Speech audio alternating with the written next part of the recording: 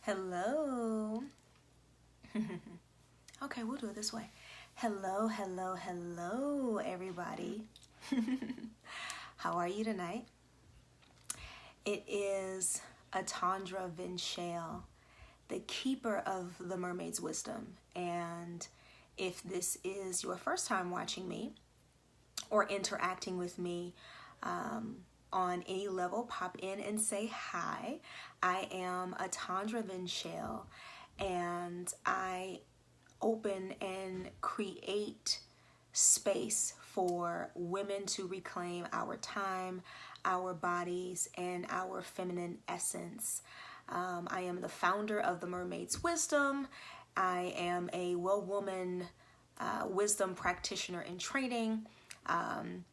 I am certified in a few different modalities, and I just do all kinds of amazing and yummy things that I am going to be sharing.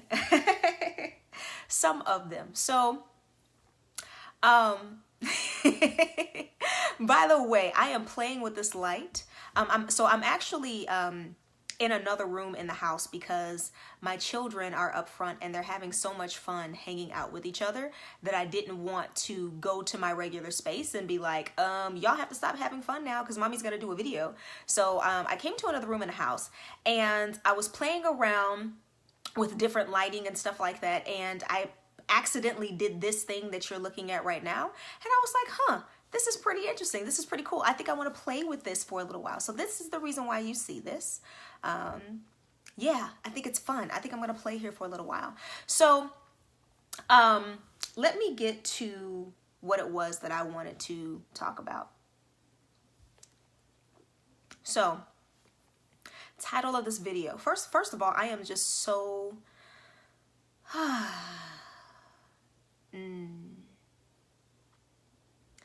I am just so amazingly full from this day. I am just so full and so so thankful. So to give you an idea, I am a Well Woman Wisdom Practitioner in training. And so earlier today, we had class, and it was a 2.5-hour class on feminine orgasms. And when I say that, I mean, you hear feminine orgasms and there's so many things that you think that you know, but what happens is you don't know what you don't know until you are given the opportunity to learn the things that you don't know. Right? So 2.5 hours, literally 2.5 hours, and it was not an exaggeration. It was a 2.5-hour class on orgasms. So, sorry about that. I had an alarm go off that I have set. So after that, you know, I sat with that, and then later on, one of my soft sisters, one of my Whippet sisters, did a live where she was doing tarot card readings. It was amazing. Hello to everybody as you all are hopping on. Hey Sarah, hey Ashura, hey Anthony, hey Tisha, hey Akima, and Christy, and Caroline, and Sarah, and everybody who's hopping on. If you're hopping on, just say hi. Sorry I wasn't acknowledging people when they were coming on. I'm just so like, I'm having a good time with this light right here. So, hey there, ML Archer. Thank you so much for joining me this evening. So, I have this class, and I shared a post from my spiritual teacher that she posted after we had done the class, talking about, hey there Kelly, how are you? After we had done the class, talking about how she had just taught this 2.5-hour class on feminine orgasms. And so I shared the post, and I was like, hey, you know, I was so fortunate to be in that class.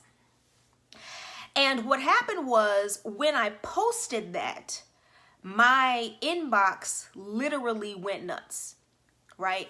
There were people who, several people who didn't even interact with the post when I shared it, that haven't really ever interacted with my content ever, that were asking so many questions like, what's this? And what do you mean you took 2.5 hours? Like, how do you spend 2.5 hours talking about the feminine orgasm? Like, how do you spend 2.5 hours talking about this and this? And what did you talk about? And can you tell me? And can you tell me? And can you tell me? And it reminded me of a live video that I was actually going to do yesterday. I was going to do it yesterday. I was going to do it earlier today. And for some reason, there was some resistance. I had some resistance around doing this particular video. And so after all that I had heard today, I was like, you know what, I'm going to go ahead and do this. So let me explain to you. Let me explain something to you. So with myself, and I'm sure this is true with a lot of other light workers or people who do this kind of work, or people who teach these kinds of things. What happens is there are several things that happen when you learn information that is somewhat esoteric in nature. Okay? There are a lot of different things that happen. But one of the things that happens is that once you are given this information, there's a responsibility that comes along with that. Okay. And I know for myself personally, I can't speak for everybody else, but I know for myself personally, what happens with me is when I learn new information, then I sit with it and I meditate on it. I sit with it, I meditate on it. And I have a period of integration that I am responsible for doing. And this is how Spirit has me working. I'm not sure how Spirit has a lot of other people working, but this is how Spirit has me working. And so what happens is when I receive this kind of information, I have an integration period. And then at some point within that integration period, I am then released to share the information with the audience that is actually ready to receive the information. Okay, I'm going to say this again because there are some things I'm going to talk about in this live tonight. And if you listen to them with an open mind and an open heart and an open spirit, you will catch them on a different level than what you're actually hearing, if that makes sense. Okay, so I'm going to repeat what I said. When I learn new information in this kind of work, I am responsible for an integration period, which means that I learn the information, it's great, it's new, and it's exciting, but then I become responsible for integrating with that information. And then at some point in that period of integration, or towards the end of that period of integration, then I am then released to share the information with an audience who is ready. Listen to what I said, understand what I said, catch what I said, with an audience who is ready. I'm going to say something that you have already heard before. When the student is ready, the teacher will appear. Hold on to that. Hold on to that. So my inbox is blowing up, right? And it's interesting because the same thing happened when I posted my blog on my Yoni egg story, okay?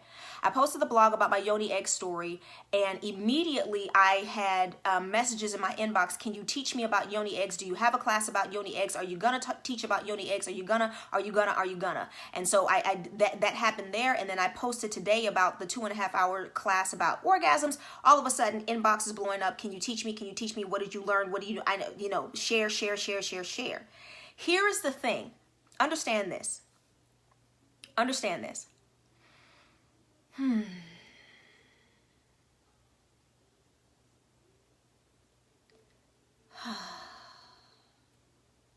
Understand what I'm about to tell you.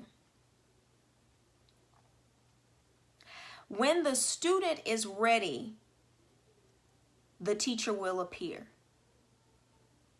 When the student is ready, the teacher will appear. When the student is ready, the teacher will appear.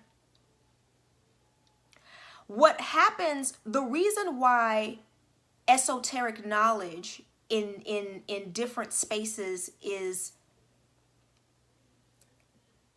taught in a certain way, okay? The reason for that is because this information comes with a level of responsibility. You must understand that when you receive new information, it's not just, I have this new thing that I can play with. I have this new toy that I get to make money off of. I have this new thing that I can try. There is a responsibility that comes with receiving that kind of information. It's like for those of us who have children, okay, there are certain things that your children are allowed to do at certain stages in their development. Why? You make that decision as a parent because at that stage in your child's development, you are confident in the fact that your child is able and willing to own the responsibility associated with having access to that thing or having access to that privilege, if that makes sense. And so esoteric knowledge is esoteric in nature because there is a responsibility that comes with receiving that information.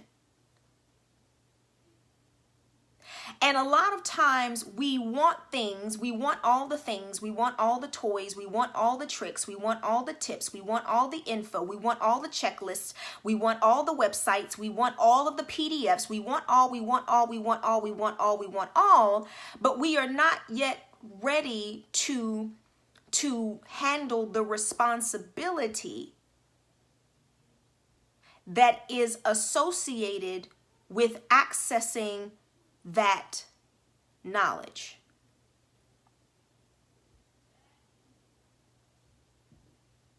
And so then what happens is the teacher receives the information. The teacher then integrates the information, and then at a certain point the teacher is then released to share the information with the audience that is actually ready for that information. And this goes with all things spiritual, and so many different things spiritual,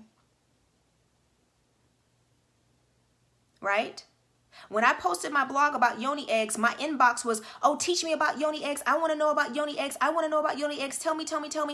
Are you going to do a class? Are you going to do a class? Are you going to do a class? And then when I say something like, well, actually, you must understand that yoni eggs, that communing with yoni eggs is actually a practice that is much deeper in nature than just me selling you a crystal that's in the shape of an egg and telling you to pop it up your vagina. Then you say things like that, and then the desire for the information changes, and the desire for the information changes because you're not ready for the responsibility.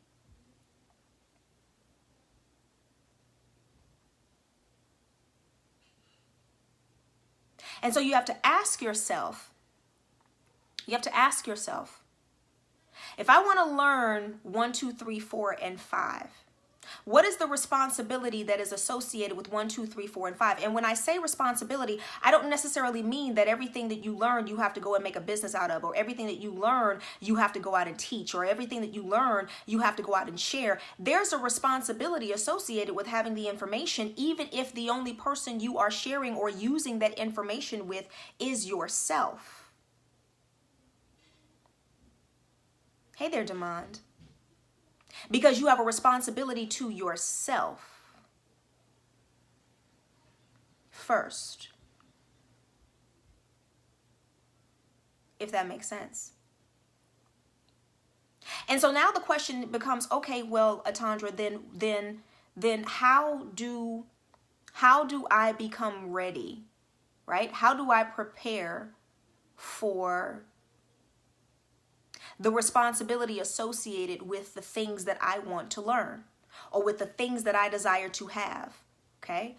Understand that how you do one thing is how you do all things. I did a video on this a few days ago. How you do one thing is how you do all things. How you do one thing is how you do all things, right? So this is the title of the video is, yes, I spent 2.5 hours today learning about feminine orgasms. This is why I won't teach you. But this information also applies to other areas in your life where you feel like, I want that, I should be able to have that. Why won't you give me that? Why can't I have that? Why can't I get that?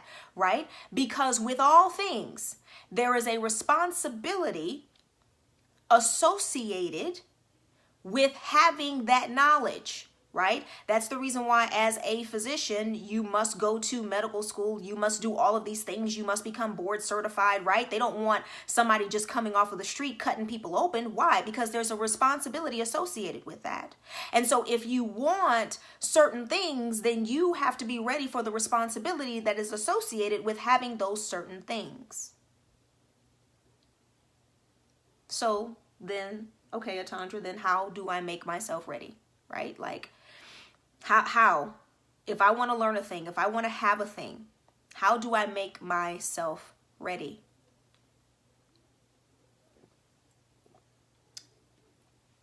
There's several things that you can do. One of the first things that you should do is if there is something that you desire to access, okay, whether it is esoteric in nature or not, whether you are wanting to learn about the real energy of feminine orgasm, or if you just want to learn how to code, if you want to learn about the esoteric practices of having or the esoteric energy behind having a yoni egg practice, or if you want to learn how to sew, if you want to learn how to knit, the first thing that you should do is you should find yourself a community of people who are walking in that same direction. Okay? Why is community important? Okay? If I want to learn how to sew,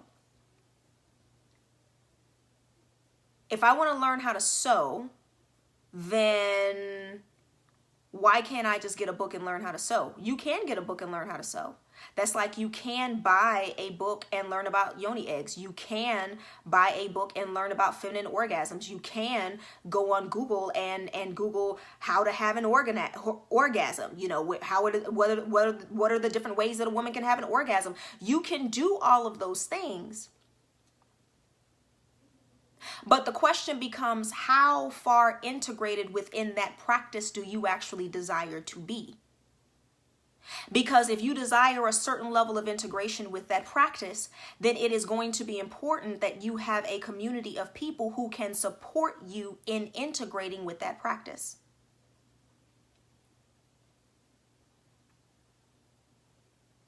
That's extremely important. Okay? When you hear the saying, it takes a village, okay? That's not only for child rearing. It takes a village to bring about the integration of whatever it is that you really want to learn. Because you can buy a book that can teach you how to sew. Sure, you can. Right? But if you buy a book that teaches you how to sew and you only learn one technique, or you only learn the technical techniques, then what is it that's going to make your creations any different from anybody else who purchased that same book?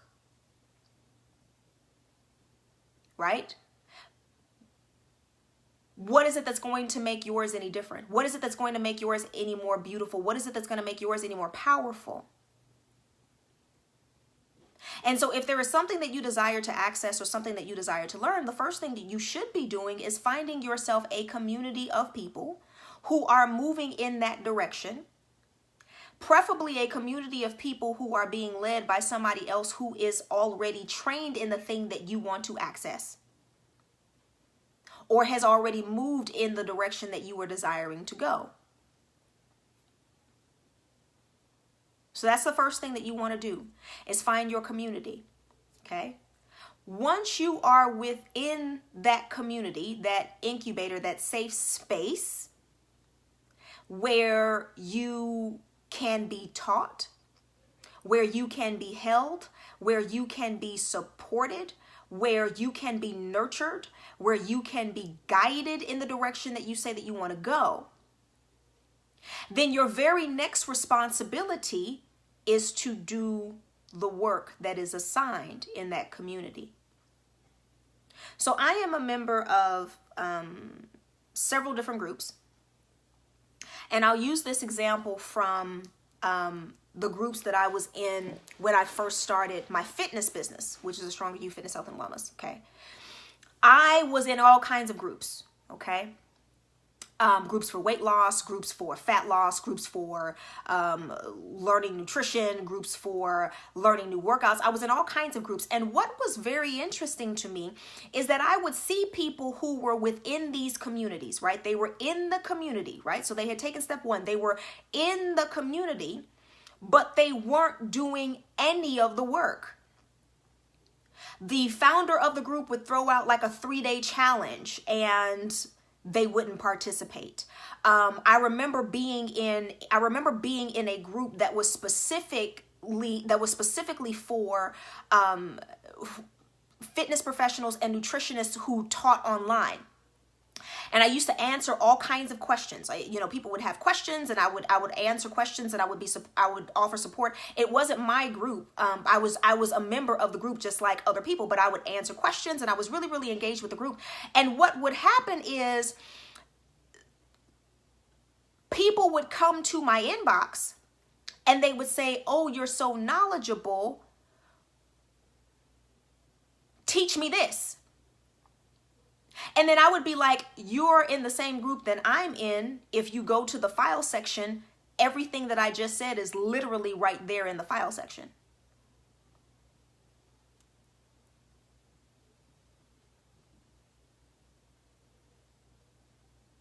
And then, but I want to hear it from you. Why do you want to hear it from me? Okay. The reason why it's working for me is because I'm doing exactly what the document said. If it was a 3-day challenge, the reason why it's working for me is because I did exactly what they told us to do in a 3-day challenge. If there was a Facebook posting challenge, if there was a program writing challenge, whatever it was, like, it was working for me because I did exactly what it was that they asked me to do. So if you're in the same community that I'm in, then what makes you think that you're going to get anything different by asking me the question? What it is it's not that you don't know the answer, and it's not that you can't access the answer. It's that you are looking for a way to receive the same results without doing all of the work, right? You're looking for a way to access the same level of success without the preparation and the work that goes into accessing that same level of success.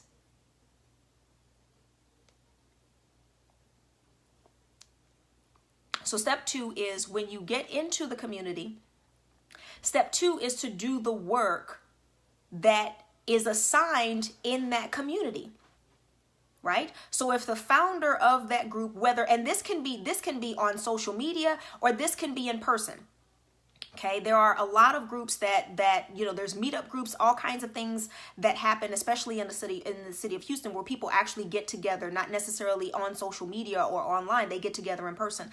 And so whatever that community is, whether it's a social media community or whether it's an in-person community where you guys have a specific meeting time, when you are a part of the community, that's one level of access, right? That's one level of energetic access. But the next step of that is to do the work that is assigned in that community. And so if there's a suggestion for you to read a book, or a suggestion for you to read an article, or a suggestion for you to read a passage, or a challenge that's thrown out, or an assignment that's given, or any type of community-based assignment within the ecology of that community, do it.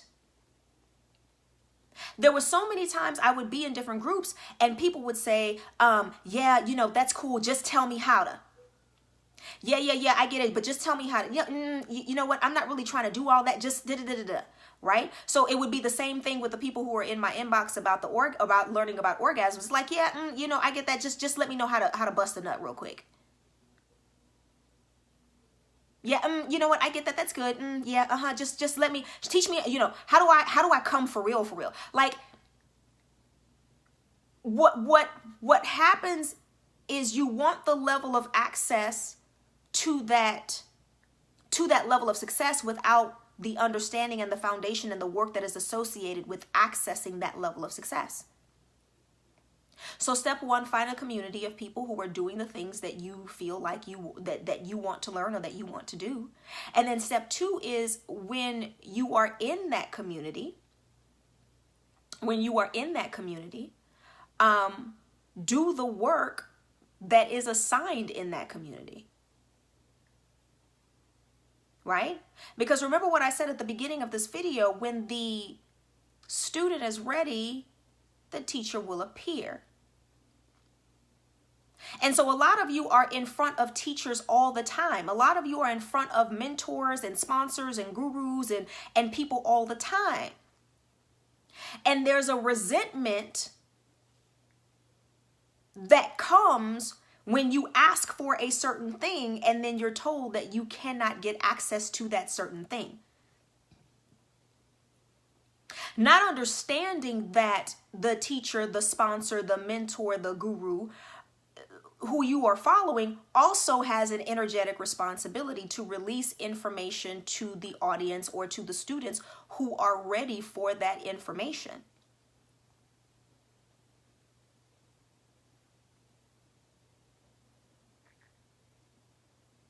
And so step one is to find your community. Step two is to participate in that community actively by doing the work that is assigned, or doing the work that's necessary, or doing the work that's suggested. Okay, that's step two. Step three,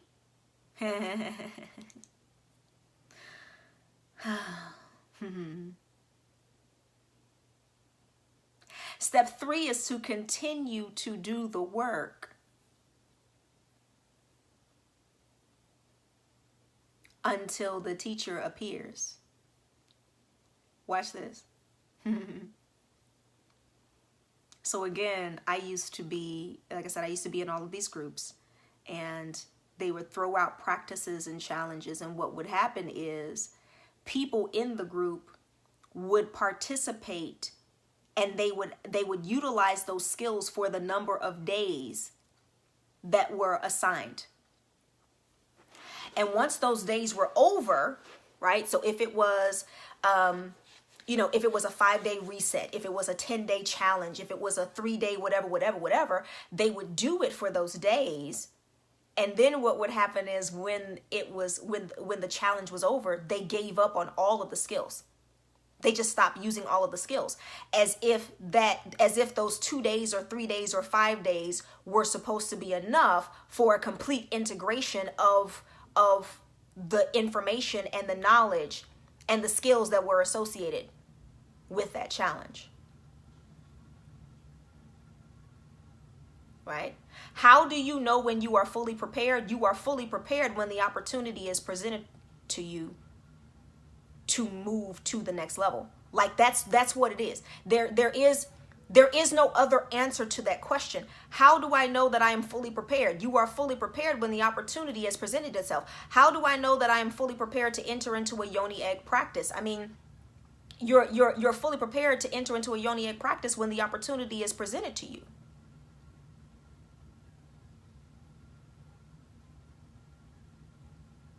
Step 4 is when the opportunity is presented to you, then you accept the opportunity and all of the responsibility associated with that opportunity. This thing is not hard. It's not hard at all. It's not hard at all. Let me tell you what happens. Watch this. Follow me here. And thank you all who are hanging out with me tonight. I really, really, really appreciate it. Follow me here. Follow me here.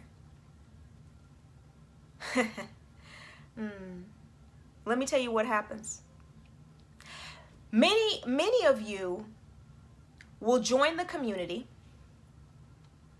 You will participate in the assignments. You will even do the work. Many of you will even continue the work after the assignment date is done, okay? Now watch this. When the opportunity is presented to you to own that information and to move to the next level, many of you will immediately step out if it comes with any kind of price.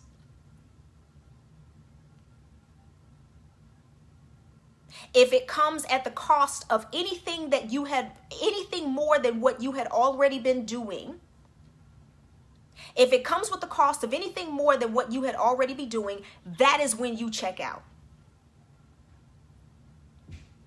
What do I mean? Okay, let's go back to, remember I told you I used to be a part of these different groups. So let me tell you what would happen. People would come into the community. Woo, yeah, I'm excited. Yeah, gonna do the thing. I'm gonna come in here and do all the things. And I'm with the other people together, and we are gonna do all the things together. Me doing all the things, you're gonna do all the things, we're gonna do all the things together. We're gonna form a do all the things study group. We are going to do all the things. Look at me doing, look at me doing, look at me doing. So they'll come into the group, right? And they get this awesome introduction. Hi, everybody. Like, my name is Jessica, and I am so amazing and awesome, and I'm so glad to be here, and this is great, and I'm so excited to be moving to the next level in my life, and I'm so great, and yeah, and thank you all. Hey, baby.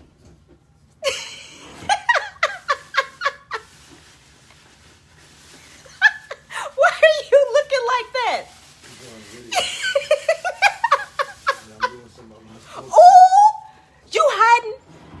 you hiding snacks. Love you. See, y'all see that? Sorry, that was my husband. So they come into the group. Oh yeah, I'm doing all the things. Look at my intro. Look at my dad. Doing all the things. Okay. So they come in and they participate. Okay. They're with all the challenges. 3-day challenge. Boom. I'm in that thing. Done it. You know. 2-day challenge. I'm in that thing. Boom. Busted it out the water. You know, I did it and I did extra credit. Look at me. Look at my dad. Okay. So they'll do those steps. Okay. And a lot of them will even continue. Right? A lot of them will even continue. And they're like, oh my God, that thing that we did, you know, for the 5 days, I'm still doing it. Yeah. Look at me. I'm still doing it. It's so amazing. And I'm studying and it's wonderful. And my life is changing. And this is so great. And I'm feeling so great. And oh yeah. And this is amazing. And then, now watch this. I'm telling you, I have seen this so many times. Then what happens is the offer is made. The offer is made. Okay. Now, I am speaking in the context of groups where, you know, people found them and then they offer programs, okay? So the offer is made. And now what has to happen is you have to part with a different kind of currency. You have to part with a different kind of energy. In other words, you got to spend some money. Okay? You got to spend some money. Okay? Now, this doesn't only have to be monetary. Okay, there are some situations where there's like a work cost associated, like sort of like a bartering type of thing. You know, you do this and then I'll do this or whatever. But whatever the situation may be, right now tonight we're talking about money. What happens is when they have to part with a different currency and a different energy to get access to the thing that they say that they want, that is when a lot of you will check out. That is when a lot of people check out.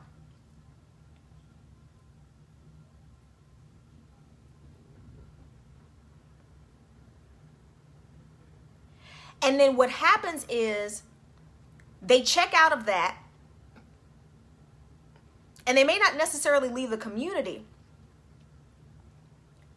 but they check out mentally, and then they'll go join another community and try to see how much they can get, right? Because in their minds, they have already set an energy maximum, right? In their minds, they have already decided that I am not willing to go beyond this. Okay? Not understanding that when you do that, that is a limitation. That is a limitation. You are limiting yourself. When you say, I am not willing to go beyond this, then what you also have to understand is, what you're also saying is that I am also not willing to receive that. That is above the this that I'm not willing to go beyond as far as my energy expenditure is concerned. Okay? So it could be monetary. It could be that when they say, okay, this is money, I'm not willing to part with my money. It could be that. It also could be a different kind of time energy. Okay? So I used to teach a class. My other business, my fitness business. I used to teach a class called metabolism-based meal planning. Okay? By the time I had completed the entire module, I taught it a couple of times online. But by the time I had completed the entire course, it had turned into a 6-hour course. Okay? Mind you, I never charged for it. I never charged any money. When I taught metabolism-based meal planning, I never charged a dime for that course. Do you know that there were fitness professionals who would reach out to me, or organizations that would reach out to me for training in different modalities as far as nutrition was concerned? And I would tell them about this particular course, okay, which the techniques in that course, I mean, I can't tell you how much money that I made, you know, on the techniques that I used in that course in terms of metabolism-based meal planning. But when I said that the course was 6 hours, okay, I never charged a dime for it. So I wanted to give this example because I'm feeling like, right? I'm feeling like there's this, people get really sensitive when you talk about money, right? And that's a whole other conversation in and of itself. But there's always this tendency to be like, oh, well, you know, if you want to learn from me, I got to pay you. Why I got to pay you for everything? You know, why do I have to pay you for everything? Okay. So on the flip side of that, I'm giving this example. Okay. So mind you, I never charged a dime for that course. I taught that course because I enjoyed teaching it. Like, honestly and truly, when you talk about like labor of love or whatever like that, I taught that course because I enjoyed teaching the class. Like, the class, it was fun for me, right? So anytime I had the opportunity to teach it, I was like, yeah, I'll teach it. You know, this is awesome. Like, it was fun. I never charged for it. But there were people who would not take the class because they did not want to invest 6 hours in learning that. Okay? Now watch this. Okay? I said that I never charged a dime for that class when I was teaching it. Now that I'm at a different level, anybody who wants that class, remember, I was teaching the class for free. It was a 6-hour class. I was teaching the class for free. I was not asking for a dime, not a dime of money. I was not asking for anything. A lot of times I wouldn't even ask for reviews on my Facebook page. Like, sometimes I would do it, and then a lot of times I would teach the class and I would just totally forget to ask them to go do a review. Like, literally, it was like a straight up free class. It didn't get any freer than that. They didn't take the class when the class was free because they did not want to invest the 6 hours. Why? Because they had already set limitations on what they were willing to do, what they were willing to expend to get what it is that they said that they wanted. So they never took the class. Now, because I'm moving in a different phase as a person in my life and in direction, period. Now that I'm moving into this different phase, now that same class that I taught, 6-hour class that I taught that was 6 hours that I was teaching for free. Now, if you reach out to me now for me to teach that class, if I send it to you on video recording, that video recording is going to cost you $6.99. If you want me to come in and teach the class, okay, because it is a 6-hour class, then what I would do is I would send you my media kit, and you would go on my media kit and find out what it would cost for me to have to come to your facility to run a 6-hour workshop, or to run 6 hours worth of workshop training. Why am I saying this? Why am I saying this? Why does this matter? I'm saying this because when you set limitations about what you are willing to give and what you are willing to expend, when you set those limitations, you must understand that you also set limitations on the level of access that you are willing to receive. Okay? You must understand that I had a lady contact me a month ago, okay, about she was having just difficulty asking for money. She was having she's in a very specialized profession as far as her business is concerned. There are not a lot of people who do what she does.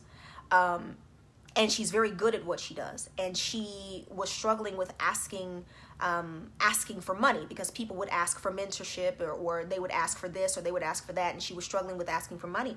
And I told her that I had this philosophy that if it costs you money to get it, then people need to pay you. If it costs you money for you to receive it, then people should be willing to pay you to get it from you. And so what happened was, when she started asking for money, a lot of those people who were requesting all of this information fell off. And there were a few who were willing to pay her. Now watch this. Remember, now this is, and what she does, it's not necessarily any type of esoteric work or anything. It's just a very specialized field. Now watch this. Watch. Remember, very specialized field. Not a lot of people do what it is that she does, and she's very good at doing it. Very good at doing it. Okay? The people who are paying her, or have paid her, or have been willing to invest that kind of energy, are accessing what she has access to, and their businesses are changing for the better. Because when they originally came to her, they did not think that they were going to have to pay, but then she asked for money, and they said, well, you know what I'm not going to do is I'm not going to limit myself. I'm not going to limit myself. I'm not going to put a limit on what it is that I am willing to expend. Hold on, let me check something real quick. Okay, we're still good. That I am willing to expend in order to get access to this particular knowledge. Okay? So what does this mean? Right? What does this mean?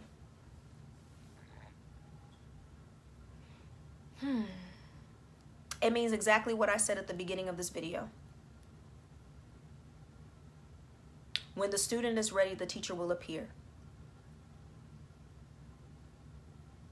When you are ready to do the work, when you are ready to own the responsibility, when you are ready to make the energetic investment, whether that is time, whether that is influence, or whether that is money, or whether it's all three, your teacher will be made available to you.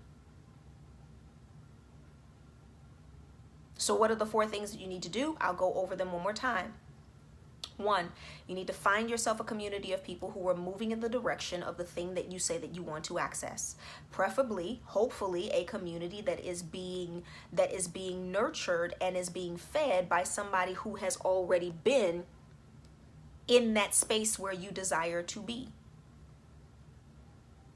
The second thing that you should be doing is you should be integrating into that community. You should be doing the work that is assigned or suggested within that community. Step 3 is to continue to do the work until the opportunity is actually presented for you to go to a higher level. And then step 4 is when the opportunity is presented for you to go to that next level, own the responsibility and make the investment.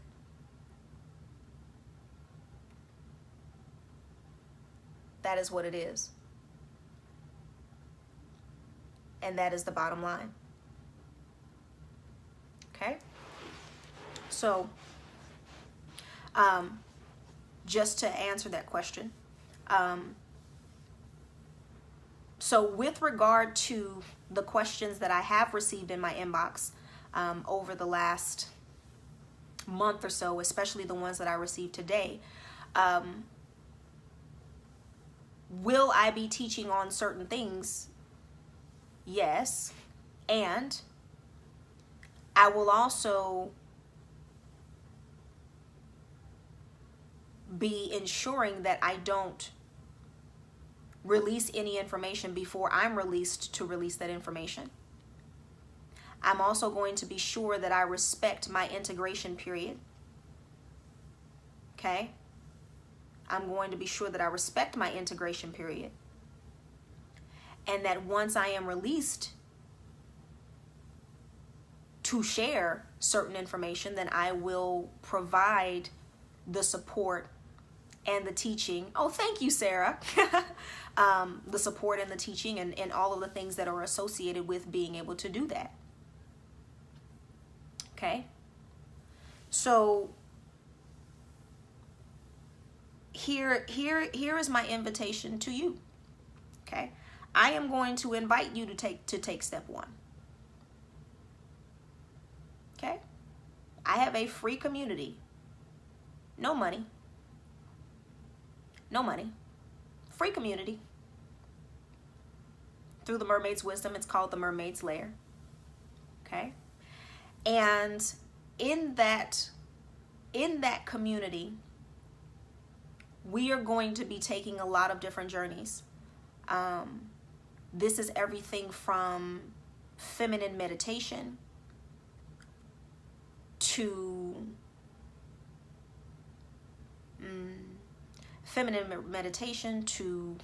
readings, to MoonTime health and consciousness. MoonTime health and consciousness, which, by the way, here we go.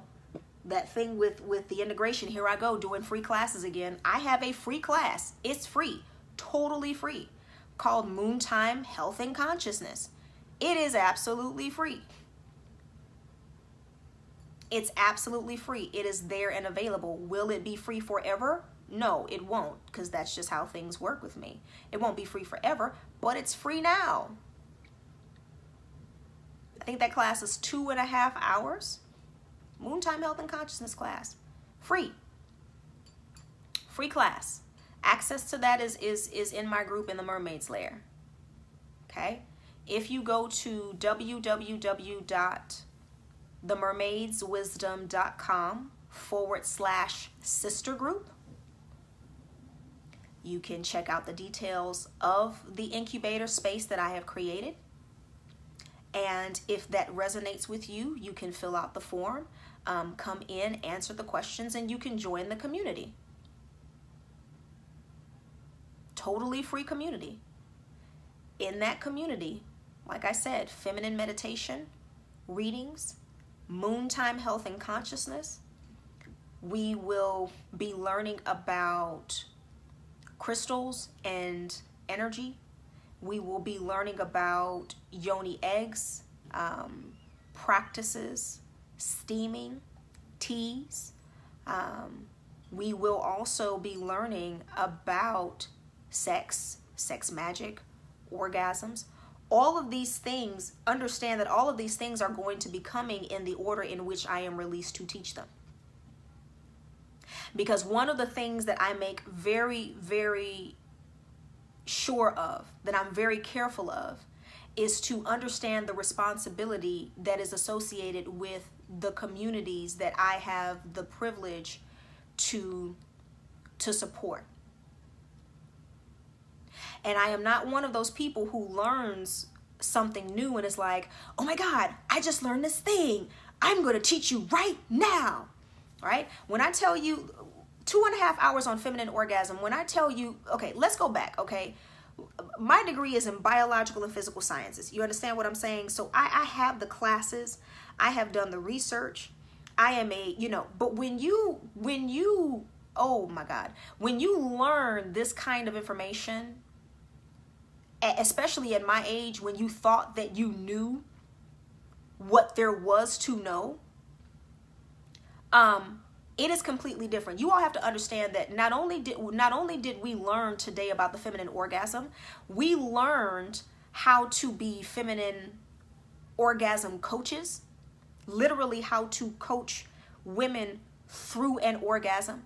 We learned what was necessary to support a woman who has either never had an orgasm or who has had orgasms that were not really fulfilling. We learned different practices. We even learned, really about doing sex toy consultations for women who are into that kind of thing. Right? And so when you have that kind of information, you have that kind of knowledge, that's not something that you just say, yes, I learned how to coach a woman through orgasms. Let me go find all the women in the world and teach them how to come. Like you don't do that, right? That's energetically irresponsible. So I am very careful about how I release that information, and very careful to only release. And yeah, that is a lot. When I tell you, like, Sri Namaste was just, it was just coming and like,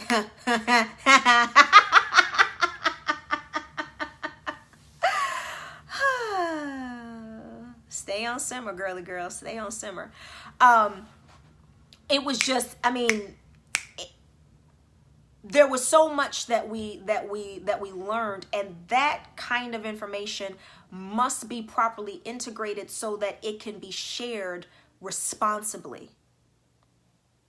But the information is coming. And so if you go to themermaidswisdom.com/sister group and you take a look at what it's about, and you feel like that resonates with you, then you are able, I'm inviting you to take step 1 now. Like literally, you're being invited to take step 1 now, which is to find a community of people who are doing the things that you say that you want to be able to have access to.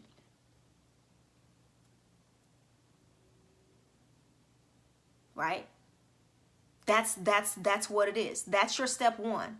Your step 2 is, once you join the group, okay, the first experience that we are going to have together as a collective is me sharing my Yoni tea meditation. Again, free experience, totally not charging, right? So watch this. I have given you, hey, beautiful. Good night, princess. Mommy, see you in the morning. Love you too. So now watch this. I am giving you 3. Understand? Okay. Love you, sister. I am giving you 3 opportunities that are free. F-R-E-E. Free 99. F to the R to the E to the E. Okay. Now watch this. I do this. Okay. Let me say this. Working with me one-on-one comes at a premium price point, point blank, period, end of story. What happens a lot of times is I get a lot of, oh, well, you charge too much and this, and why don't you, and if you, and da-da-da-da-da. I give out free stuff all the time. Anybody who knows me, who has been with me for any length of time in any and everything I have already done, I give away free stuff all the time. All the time. So you have an opportunity to take step one of the preparation that's necessary for you to get access to the thing that you say that you want. And that's step one. That's to join the Mermaid's Lair. Okay. There's your community. www.themermaidswisdom.com/sister group. That is step one. Step two, remember we said step one, get into the community. Step two, do the assigned work. Step two, when you get into that group, I have a free MoonTime Health and Consciousness class, 2.5-hour course. It's free. You can take that class. Okay. I have a Yoni tea meditation that we are doing that is free. It begins September the 15th. And what I am going to be doing is I'm going to be sharing my Yoni tea practice, my Yoni tea meditation practice. And that practice is designed to give you a space to learn how to meditate in a different way, but also to learn to meditate in a way that allows you to connect with your feminine essence. Hey, Kim Treese. It's www.themermaidswisdom.com/sister group. Okay. So it gives you an opportunity to meditate in a way that allows you to drop down into your body, drop down into your yoni, and begin to connect with yourself and your feminine essence in a way that maybe you are not used to connecting. Okay. Thank you, sister. In a way that you are not used to connecting. Totally free. No charge. Okay? Understand that for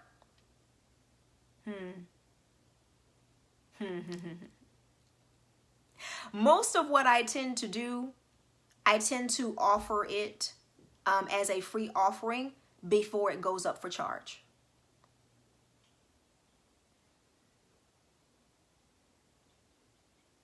That's what it is, right? But what happens is because I know that I give away so much for free, when it goes up for charge, there's absolutely no apologies for that, right? I think a lot of people work that way, but I know I definitely work that way. Like when it goes up for charge, there's absolutely no apologies for that. Okay, so step one, I'm giving you step one. Okay, you have the opportunity, www.themermaidswisdom.com/sister group. Step one, join the community. Step two, do the work. MoonTime Health and Consciousness class, free, 2.5-hour class. Yoni tea meditation that starts as a collective on September the 16th, free.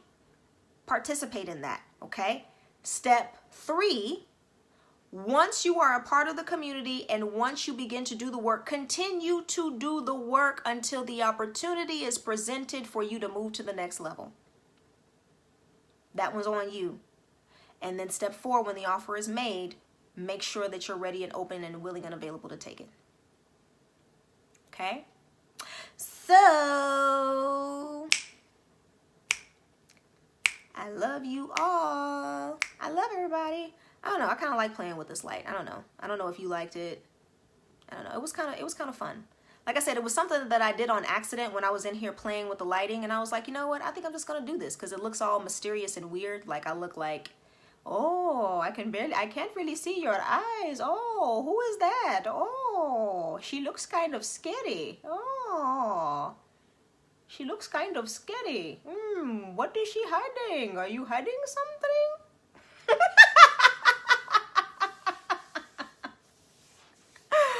You all have to forgive me. So, okay.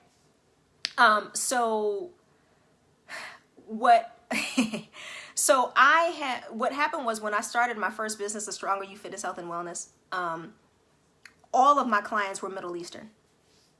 As a matter of fact, it was so funny because all of my clients were Arab speaking men. And so I got integrated into like a lot of, different communities. Like it was really cool, and it was really, really fun.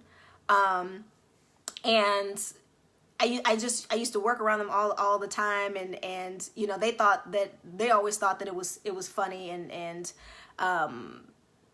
one of them, for some reason, he would always accidentally call me a gundra before he called me a gundra. And I told him, I was like, dude, like, don't call me a gundra, because it sounds like it's some kind of like STD. Like, I got the gundra. Who's got the gundra? Like, it was just really, really weird. You know, so I don't know, like, I think sometimes he would say that on purpose, because he thought that it was funny every time I told him that it sounded like some kind of disease, because he would go, Agundra, and I would be like, come on, don't call me that. And I would tell him, I'm like, you make it sound like I have the Agundra, and he would just belly laugh and slap his belly and slap his leg. So I really feel like he would like he would do that on purpose. Now that I'm thinking about it, I felt like he did that on purpose because it made him laugh. So anyway, I know I'm childish. I'm getting all off key, but I kind of like this. I don't know if I'll do this again. Maybe I'll do this sometimes, you know, but I'm doing it tonight. I'm just playing with myself in the camera, y'all. I don't know why that song is in my head. Walk like an Egyptian, even though this is not the dance, but I don't know. It's kind of cool, you know, and I think also because this is kind of fun for me, because there's a part of me that wants to play around with the niqab, right? Like I want to have that experience, but like, first of all, my king is not going to agree with that, because we live in Texas, and so, you know, he's already told me that yeah, he doesn't want to have to be distributing the business in the streets. So I can't, you know, play with the niqab. But so there's a part of me that kind of wants to play with that, like that mystery of only letting people see this. My alama, which is the teacher that I had when I first converted to Islam, is a niqabi. And I remember the first time I really interacted with niqabis. Right now, y'all, I'm just talking, so y'all can hang out if you want to, or you cannot. It's totally cool. I remember the first time I was really around niqabis was when I was at school at the University of Houston downtown. Like, I had seen them in passing, but the first time I was actually just like really around them, like interacted with them, was when I was in university, and they were these black ladies, and you know, I remember like one of them, she was just like, you know, she just had like so much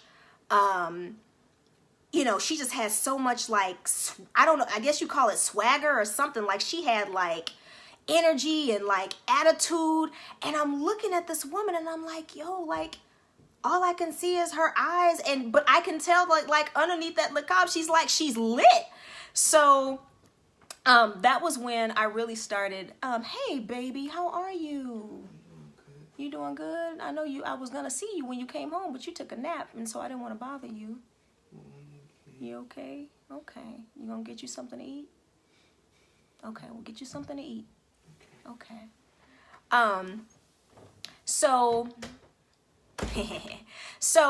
yeah, so she had like this swagger. Hold on, is my light tripping? Hold on. Don't be tripping with me, light. Don't play with my emotions. So anyway, she had like just this attitude. She had like just all this energy, and I was like, yo, like, she is lit under her niqab. Like, that is amazing. But that is when, I think that was the first time that I realized that women who wore the niqab were not oppressed. And that was the first time that I realized how much of a choice wearing the niqab was, right? And when I converted to Islam, which was last year, I actually started going through the Alama course, which is the course that you go through to become recognized as an actual official Islamic scholar. Okay. And, that is when I was learning from, you know, my alama, who was teaching me at the time. And that's how I learned like how much of a choice it was, that like it really is a choice, and that it was an act of worship, and that there was no judgment against women who chose not to wear the niqab, and there was no real judgment against women who chose not to wear the hijab. It was just that different women chose to worship in a different way. And I remember when I first converted to Islam, I immediately took on the full hijab. And when I say the full hijab, that was not only the, because a lot of people don't understand that the word hijab, okay, the word hijab does not mean the headscarf. Okay, it doesn't mean the headscarf. The word hijab means covering, right? So like, for example, if you have a big brother and your big brother is going to walk in front of you into this situation so that you're covered, your brother is actually serving as a hijab. So for those for women who have a king, a life partner, husband, and he walks in front of those situations for you and he covers you, he's your covering, he actually serves as your hijab. So the actual scarf that's used to cover the hair and that's used to cover the face for the ladies who wear the niqab is actually called a khimar. Okay, it's called the khimar. So the scarf itself is called a khimar. The hijab is the actual covering. And what that means is that I place a veil in front of myself. So the veil stands as my covering before I walk into any situation. So when I say I took on the full hijab, I covered my hair, I covered my neck, I covered everything except my hands and my feet. So I took on the full hijab. Now, one of the things that's a challenge is that I have a badonkadonk, okay? So attempting to find clothes that completely mask that sister back there, because she has all of her own everything. Do you understand me? Like, look, I don't tell her what to do. You understand? I just respect her, and I respect her energy, and I respect her space, and I respect what it is that she decides that that she wants to do. So, you know, so that was a challenge in terms of trying to find something that completely covered everything about my shape. And that I still felt attractive in. But nonetheless, when I first converted, I literally took on the full hijab. So I was covered everything, neck. The only thing that I showed was my hands and my feet. And what was interesting is that I had expected to receive all kinds of discrimination, right? Like I had this expectation that people were going to look at me funny. I had this expectation that people were going to think something weird of me. And what was so interesting was that during that time where I took on the hijab, I would walk into Kroger and literally I was treated like a queen. I don't know if it was my energy at the time. There were times that I would walk into the grocery store and somebody would offer to carry my groceries. It was almost like they almost didn't even want me pushing baskets. And the way I was handled and this, now mind you, this is before I joined SOFT. This is before I joined the School of Feminine Transformation. So I didn't really understand what was happening at the time. But they handled me like I was expensive crystal. Right? I was handled very softly. Now, in the beginning, I didn't really know how to take that because if you've been with me for a while, if you've watched my previous videos, I come from a background where I was rough and stuff with my Afro puffs, like, yo, like AT ain't no punk, like I'm rough, like if you act funny with me, we gonna get with it. I'll meet you in the parking lot. Don't trip. This ain't what you want. Don't play with me. Don't start nothing if you don't want nothing. You know, don't shake the table unless you ready to get shook. Like that was the history that I had come from. And so I was not used to being handled with so much when I say being handled, I mean in public, like by people who didn't know me. I wasn't used to people who didn't know me handling me, men especially handling me with that kind of care. And to be honest with you, what was interesting is if there was any discrimination that I did receive, if there was any type of dirty looks or anything that I did receive, they came from women. They didn't come from men. And it was so interesting because I had men who would tell me, who just told me I was beautiful all the time. Hey, beautiful. Good morning, beautiful. How are you, beautiful? How you doing, beautiful? Hey, beautiful. They would just walk by. They didn't want anything. They weren't gawking at me. They were just, hey, beautiful, hey, beautiful. So I was handled completely differently. And so on one hand, I enjoyed the mystery of people not really knowing what was behind the veil. And at the same time, I didn't know how to accept the level of softness that I was handled with by men who didn't know me. That makes sense, because at the time I thought that I was being treated like I was too fragile to exist, right? Now watch this. These were things that were coming from my head. Right? This wasn't something that somebody was telling me. These were things that were coming from my head. I was saying, oh, well, they're treating me like, you know, I'm this fragile thing and that I'm going to break and this and this and this and this and this.